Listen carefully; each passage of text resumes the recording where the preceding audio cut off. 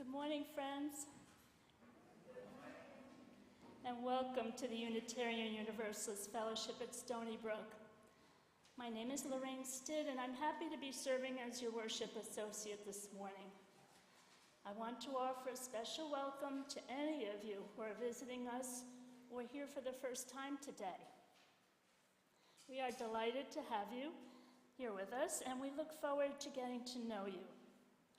Please plan to stay following the service and join us as our guests for coffee hour, where you'll find lots of friendly folks to answer any questions you may have about us.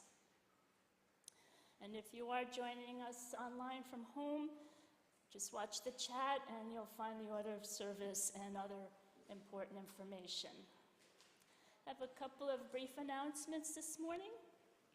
Our Director of Religious Education, Deb Little, invites you to have a cup of coffee and some conversation immediately after the service. The children will be playing and learning until 11:45. Everyone is welcome in the RE wing after 11:45. And as part of our interim process, the transition team is organizing cottage meetings to give us the opportunity to meet Pastor Madelyn in small groups.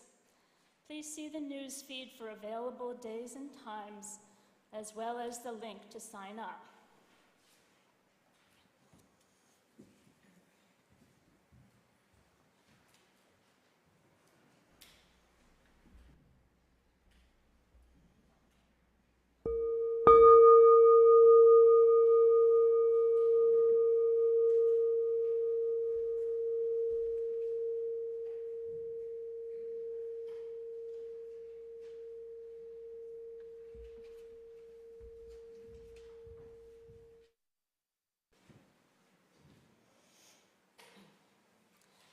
I invite you now to rise in body or spirit and join in the singing of our first hymn, number 89, Come My Way, My Truth, My Life.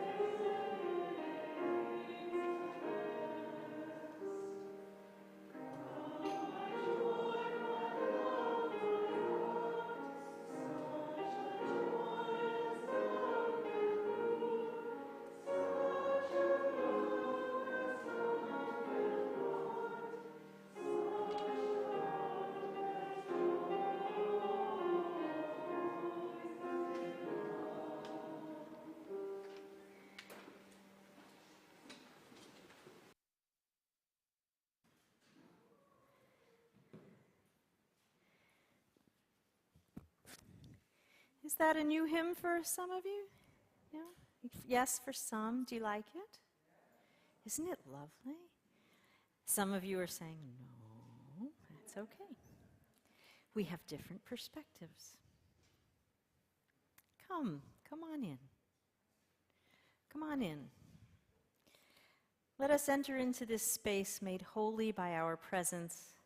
Let us enter into this hour made holy by our intention. We come from many places, in person and online. May we remember that the way we might see things differently, we are one community together. Let us enter in. Let us worship together.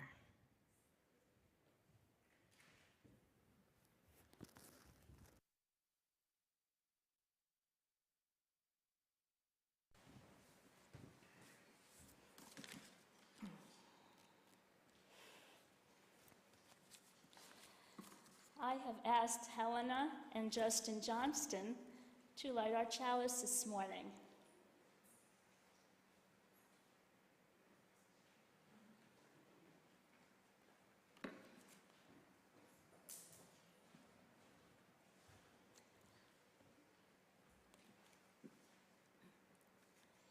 We kindle the flame of our faith in the cup of our covenant. May the cup nourish the flame. May the flame illumine the world before us, guiding our way.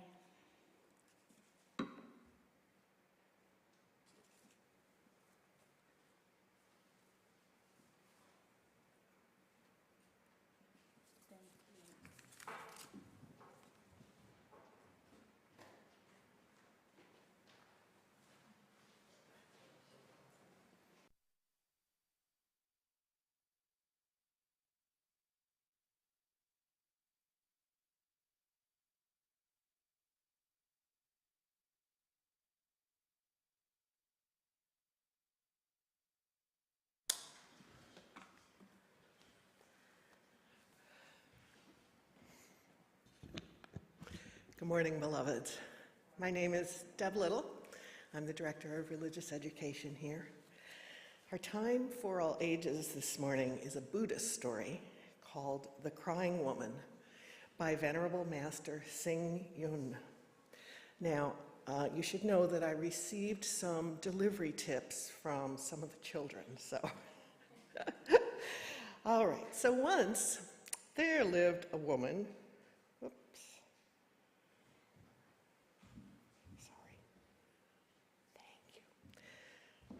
These screens, you know, they want to offer you stuff you don't want. So once there lived a woman who cried all the time. She cried on sunny days. She cried on rainy and cloudy days. And the people in town started to call her the crying woman. And they said, "Why do you cry so much?" And she said, "Well, my oldest daughter is married to an umbrella seller. And on sunny days, I worry they'll not sell any umbrellas. What if the shop must close?" And the townspeople said, "Well, okay, but then why do you cry on rainy days? Surely they will sell many umbrellas then." "Oh, no," said the woman. "My youngest daughter is married to a noodle seller. On rainy days, I worry that the noodles will not dry, and they will not be able to sell them."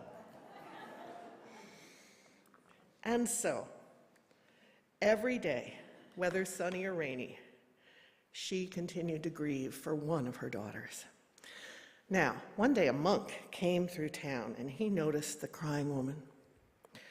"Why are you crying?" he asked. And she explained about her daughters. And she cried a lot. The monk smiled kindly and said, "I'll show you the way to happiness. You will not need to grieve anymore. Now, on sunny days, don't think of your oldest daughter. Think of your youngest daughter. With such strong sunlight, she will be able to dry many noodles. On rainy days," I can't tell you what a mess I am going to have to clean up here for Pastor Madelyn. "On rainy days, don't think of your youngest daughter not being able to buy noodles. Think of the umbrella store of your oldest daughter. Many people will buy umbrellas, and the store will prosper." That is, if the umbrellas work. Imagine an upright umbrella. So finally the woman understood, and she followed the monk's instructions, and after a while she didn't cry anymore. Instead, she was smiling every day. And from that day on, she was known as the Smiling Woman. You see, in your life, everything is about perspective, or almost everything. We have lots of sayings about that. For example, we say there's always two sides to a coin. It depends on you and what side you choose to look at. Will you look at the successful noodle store on sunny days and at the successful umbrella store on rainy days? You get to decide. Amen.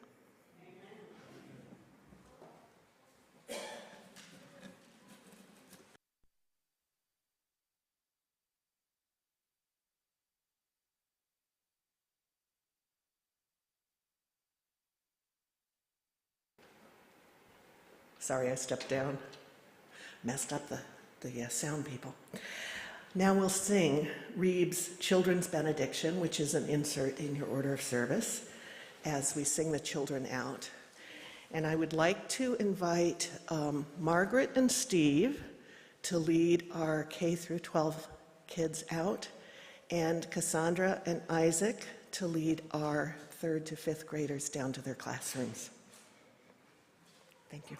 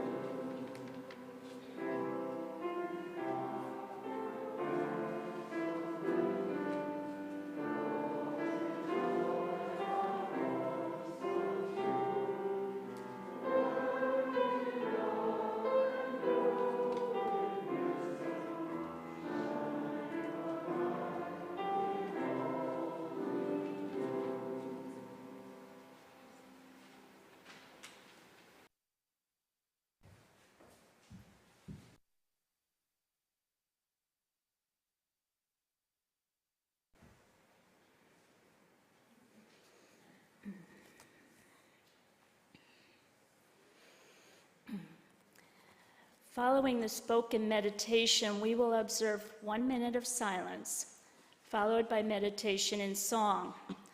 Our song today will be number 352 in your gray hymnal, Find a Stillness. Our spoken meditation this morning is from Sarah Blondin, a Canadian writer, videographer, and podcaster. Glass, a smooth surface through which we can see clearly, begins as a grain of sand, which is humbly derived from a brazen, impenetrable, and mighty boulder that was ground down into small, soft stones over time.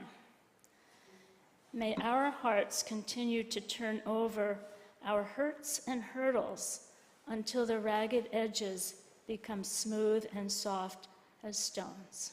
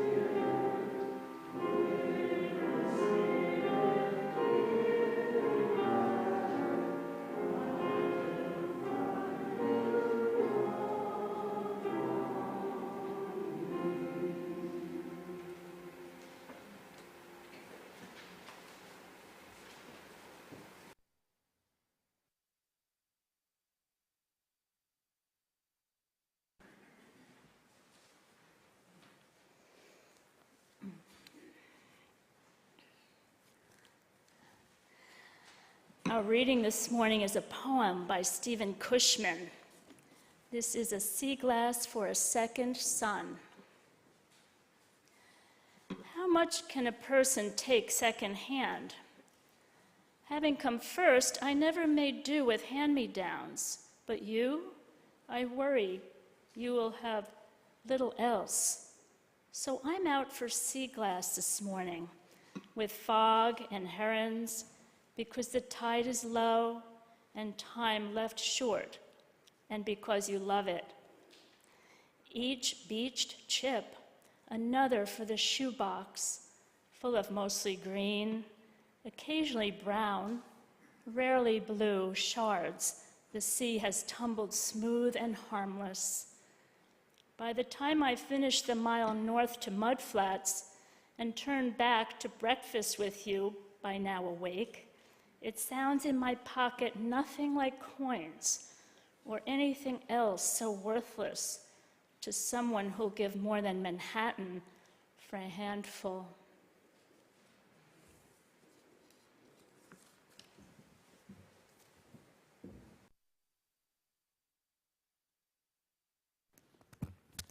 Is this one mine?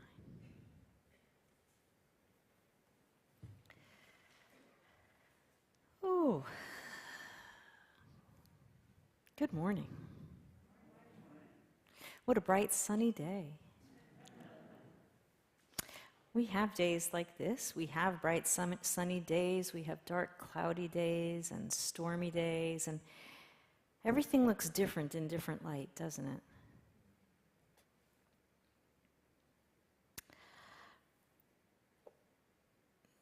Several years ago, 10 or so years ago, I took a studio art class in my seminary. It was a class on stained glass. I was hooked. And a little cut up, too. Our class used up all the Band-Aids in the art studio that semester. Working with glass can be a little bit dangerous. But every time we put ourselves out there, we discover new things and we learn new things, it's a little bit dangerous, isn't it? I'm fascinated by glass. Stained glass, blown glass, sea glass. A few years ago, I was at a meeting near a beach. Somebody's got to do it. And a colleague who was a known sea glass hunter allowed me to go sea glass hunting with him. And I was also hooked. I've put here on our altar in front of the chalice, I've put a few of my sea glass finds from around here, and you can come up and look at them later, along with a couple of shells I couldn't resist along the way. It's easy to get distracted, right?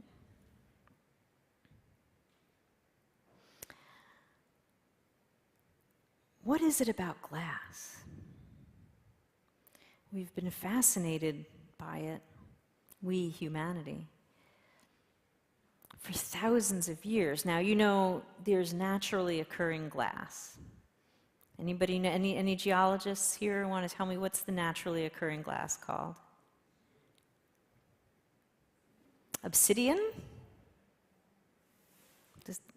You've heard of obsidian? It's often black. It's volcanic glass. It's, the silicon, it gets so hot that it forms in volcanoes. And there's evidence of prehistoric obsidian tools, and it's beautiful, and you can go out and get some today. But the earliest manufactured glass, the earliest known manufactured glass, is probably from about 5,000 years ago in Mesopotamia. And it was probably a byproduct of metallurgy, of metal manufacturing. I've learned all this from Wikipedia and others, yeah. Because I'm interested in glass, and I'm going back. And the first manufactured glass was glass beads. You know, sometimes you make a thing, and then there's this other thing. Oh, isn't that? We can use that too. That was an accident, right? So the first manufactured glass was glass beads, probably. That's what archaeologists have found. And for hundreds of years, thousands of years, glass was a real luxury item. Because producing glass is not the easiest thing in the world. You need a very hot kiln, and you have to shape it. And you know, it comes from sand.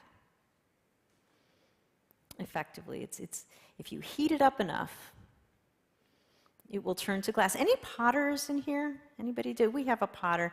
And what happens if you overglaze something, if glaze drips down in the kiln, what does it turn into?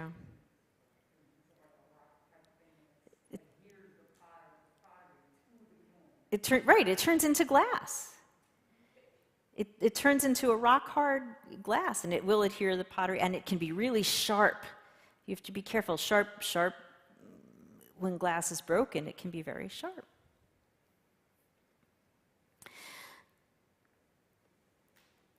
But sea glass is very smooth.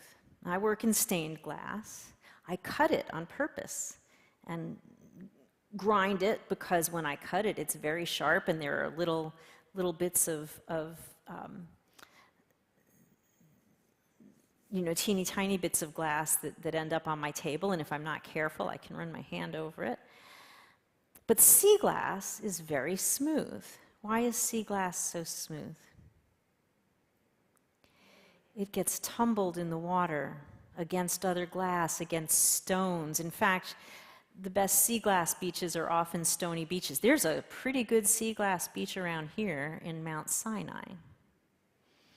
And I'm told that the best time to go looking for sea glass is after a storm, so maybe I will go there later this week and hunt for glass. And what happens when you're hunting for this glass that's been tossed and turned and gets all smooth? Well, you walk up and down the beach at about the high tide line, and you look in places, and there are other people walking up and down the beach, and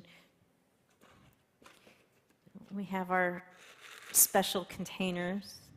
This is my deli container that I use to collect glass in. And when you meet somebody else who's also hunting for glass, you show each other what you've got.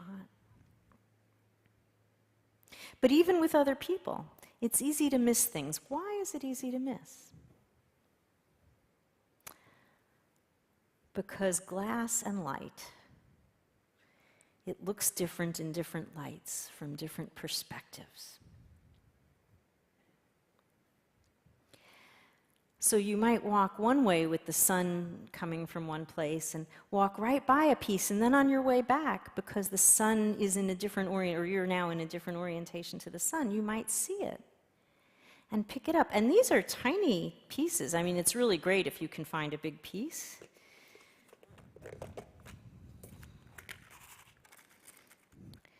But most of my pieces, I know in the back you can totally see this. The people in the front row can't even see this, right? Am I right?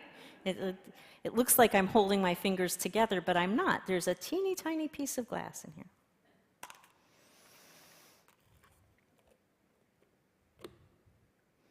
And what have I learned from all of this? Well, I'm going to ask the ushers, as I'm telling you what I've learned, to pass out now some glass beads to you. I would love to have sea glass for all of you, but the more we go to plastic bottles, the less sea glass there is to find. I don't have enough to give to all of you. So these are manufactured glass beads, and I invite you, as the ushers come around with the trays, to take one. And if you're at home and wishing that you were here for a glass bead, Well, we'll leave the extras here, and if you want one, let me know. We can make sure that you get one the next time that you stop by. Or if you have some glass at home, I invite you to pick it up, whatever kind of glass it is, to pick it up and hold it and think about it and examine it as I'm talking.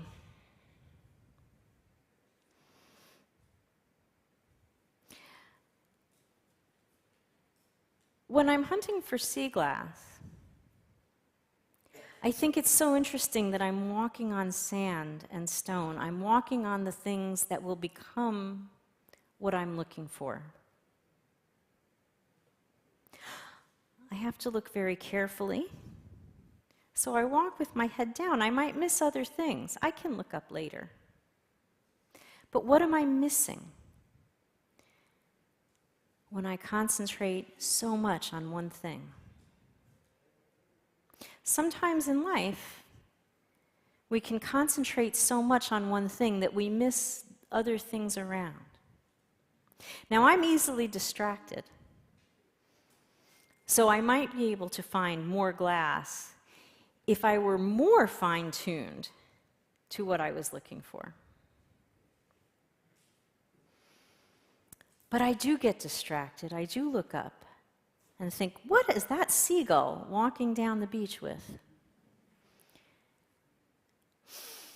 Oh, smell that sea air. I love that, and the seaweed. What was that noise? In life, we have to balance our distractions and our attention, don't we?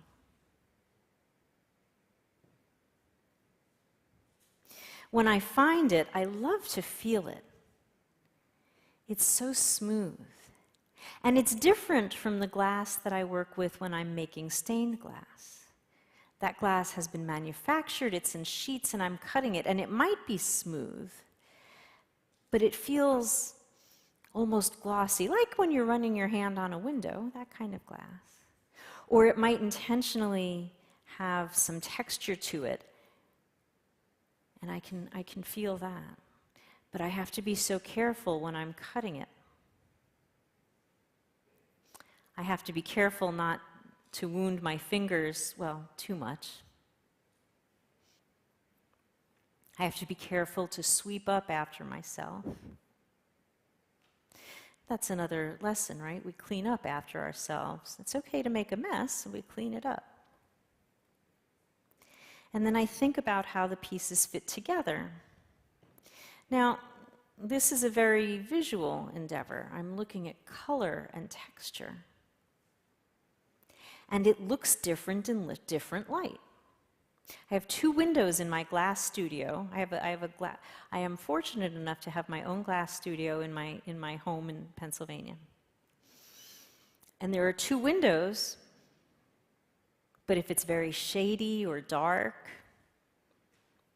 everything's going to look different when I hold it up. I have a light box, and I put my designs on the light box, but that also is a very specific perspective. Now, have you ever seen a building with stained glass in it? Maybe a house. Maybe you have some stained glass in your house. And you can see it from the inside and the outside, and you look from the inside and it looks like one thing. And you look from the outside and it looks completely different. The light is coming in from one side, and it might be very vibrant. But it might look very dull if the light is not passing through from where you're looking. Sometimes in life, we can't understand why some people are very excited about a certain thing or love a certain thing when it seems very, very dull to us. Has that ever been anybody's experience? Yeah. But maybe it's about our perspective. Maybe it's about our perspective. So you have glass in your hands now. What does it look like? What does it feel like? If you're a visual person, what does it look like if you look through it? Can you look through it? Maybe not. Is it cool or warm What properties does it have? If you're against it, is it hard or soft? Well, it's hard because it's solid glass, right? Do you know it's never going to be sand again? Sometimes we're changed by things. And while we might continue to change and be shaped and rubbed and polished and become smooth, we'll never be sand again. Not while we're living.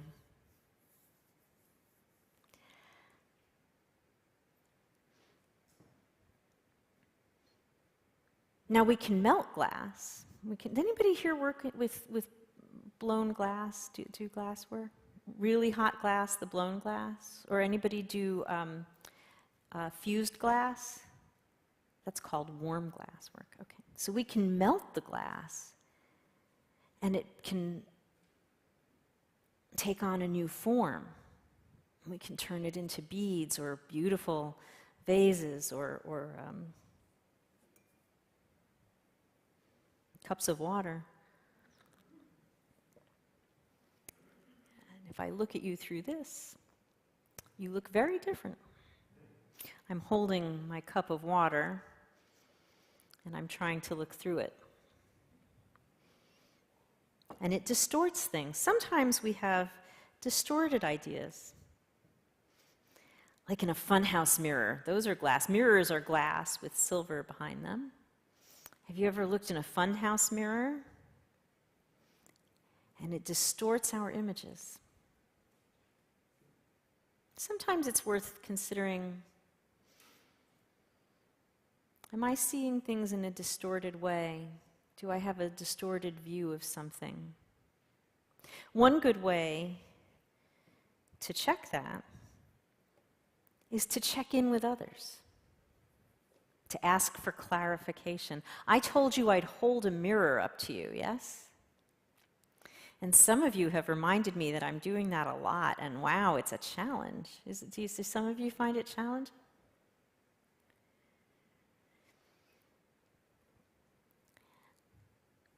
What do you see when you look in the mirror?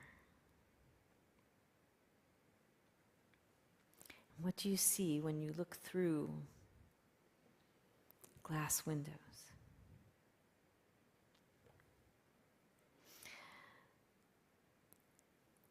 You know, in order to examine things very closely, we look through a magnifying glass, or even a scientists here, microscope. And that wouldn't be possible without ground glass lenses, right? Glass helps us to examine things. Now, I'm using a lot of visual references, but you know, it translates in other areas. What are the tools we use to examine our lives, to examine how we operate in the world, to check our perspectives?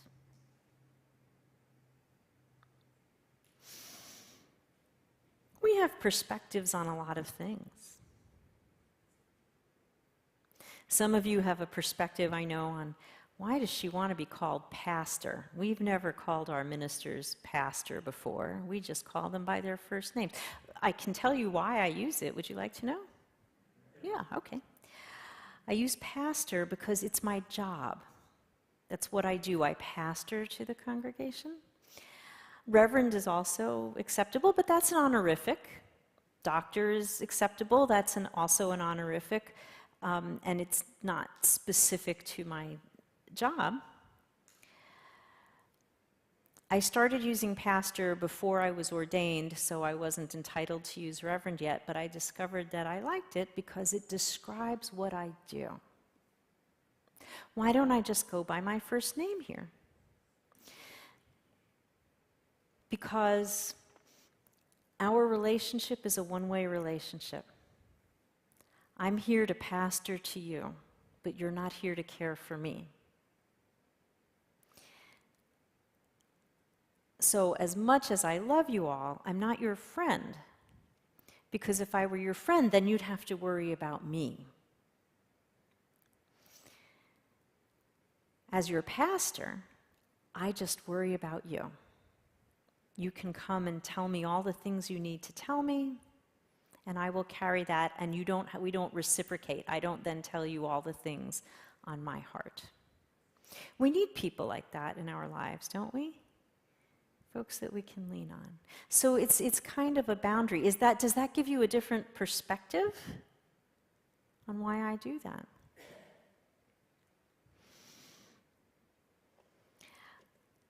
In the UUA and in the wider world, we've been considering our perspective a lot. Our perspective on the culture that we are steeped in. And I'm sure you've heard that before that we're immersed in white supremacy culture. And you might hear that and think, oh, I'm not a white supremacist, but that's not what I said, right? I said we're steeped in a culture of white supremacy, where the assumption has been for a long time that default people are white, and that the way things have always been are the way they should continue to be. Am I still on camera?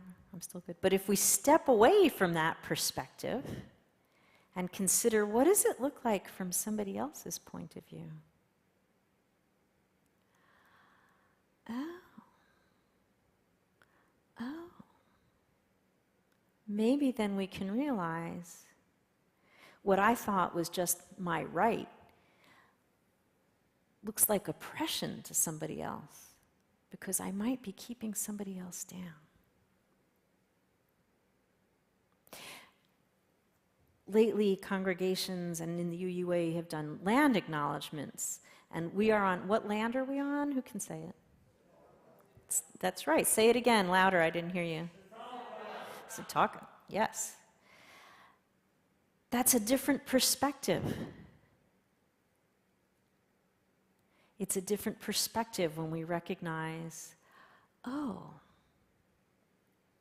what we were taught as young children was exploration and discovery was actually conquest. Right?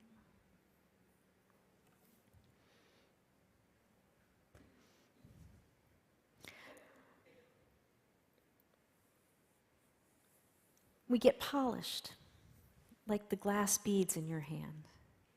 The more we learn, the smoother we get with one another, I hope.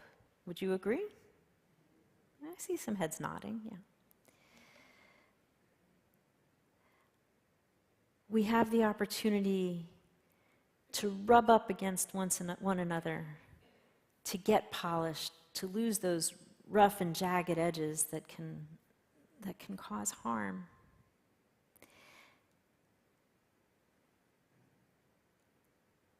To envision things from a different perspective, to hear other points of view.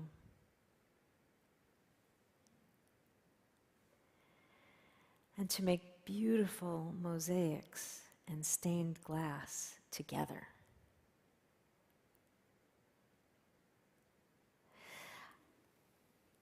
I am looking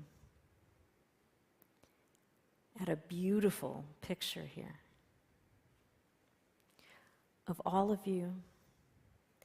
And the cameras, I know you're at home. I can't see you individually at home, but I know you're there. Hi.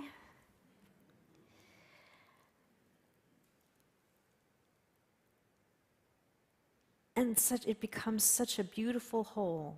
All of our polished bits and the rough edges that we're still working on. You know, when you're looking for sea glass, are there any other sea glass hunters here? There are, yes, okay. So you know when you're looking for sea glass, sometimes you pick up a piece, you find a piece, and you look at it, and you think, this isn't cooked yet. It's not done. There are really rough edges on it. And you toss it back to get rolled around in the waves and on the rocks some more. and for somebody else to find on another day. Now, who can tell? Who determines when it's actually done and complete? I see somebody going like this. Yes, we know ourselves. We determine that for ourselves. A piece that I might throw back, another person might pick up. A piece another person throws back, I might pick up. We get a feel for when we're done. And I think I'm done now. Let us continue to polish one another to make the beautiful mosaic together and to see things from all the different points of view. Namaste.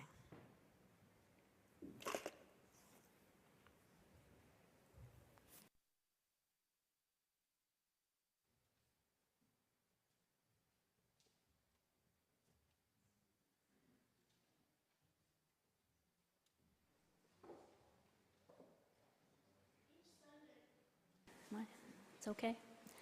Each Sunday, we share our plate offerings with an organization that does work in the world aligned with our principles.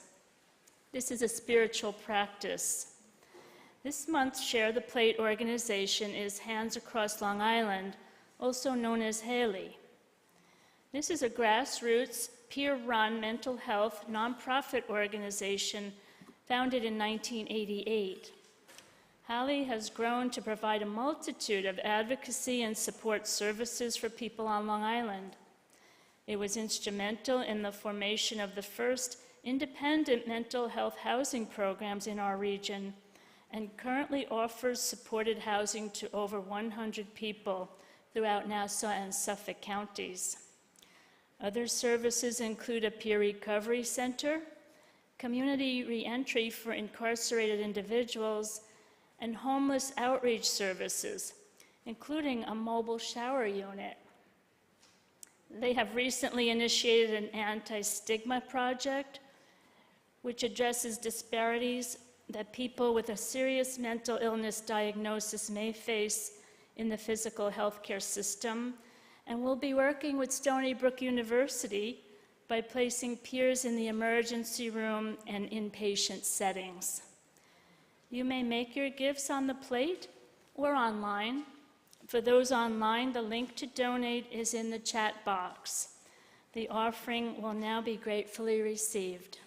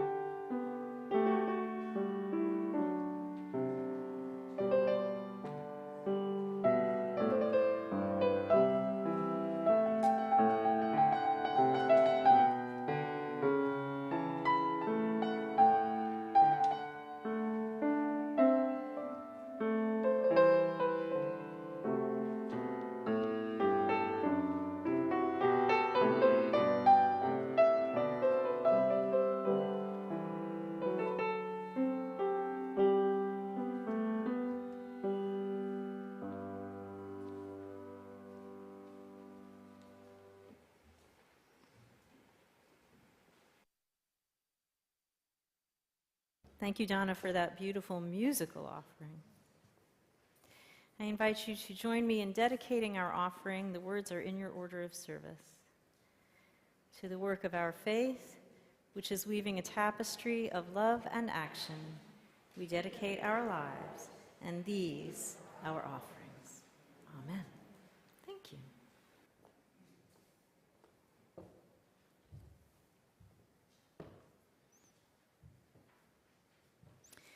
I invite you to rise in body or spirit and join in singing our final hymn, which is number 343, A Fire Mist and a Planet. I think Donna's going to play it through one time first, right?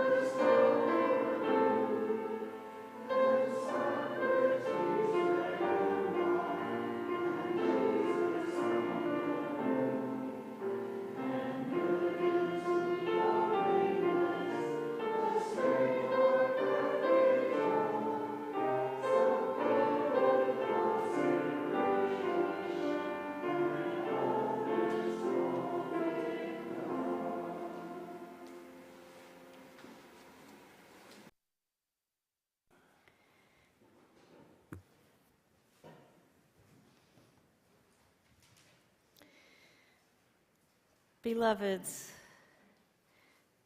go in peace. Go looking for sea glass in Mount Sinai. Go in love. Go bump up and polish yourselves against one another, and go always in the footsteps of the holy. Amen. And now we extinguish our chalice flame, for our worship has ended and our service begins.